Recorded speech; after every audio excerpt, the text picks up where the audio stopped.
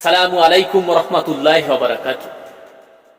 হত্যা করেছে, মানুষ হত্যা করেছে জনসম্মুখে। টাকার জন্য জজ সাহেব, ম্যাজিস্ট্রেট সাহেব তাকে জামিন দেয়। এটা কোনো বিচার ব্যবস্থা হলো? জামার বোতাম খুলে প্রকাশ্যে রাস্তায় ঘুরে বেড়ায়, বাতাস খায়, মানুষ হত্যা করে, এ কোনো বিচার ব্যবস্থা? এবল আবল আপনি আপনার আশপাশে দেখতে পাবেন, প্রতিবেশীতে দেখতে পাবেন। তাহলে কি হত্যা বন্ধ হবে? পাথর দিয়ে কেন মানুষ হত্যা করবে না এরা? আপনার আশপাশে দেখেন, বহু মানুষ আছে বাংলাদেশে মানুষ হত্যা করেছে, কিন্তু তাদের বিচার হয়নি। জামিনে বাইরে জামার বোতাম খুলে রাস্তায় ঘুরে বেড়াচ্ছে। তাহলে পাথর দিয়ে কেন মানুষ হত্যা করবে না? চাঁদাবাজির জন্য কাজ করে এরা খেতে পারে না, চাঁদাবাজি করে খেতে হবে। এসব আইন বন্ধ করতে হবে, চিটারি বাটপারি রাজনীতি বন্ধ করতে হবে।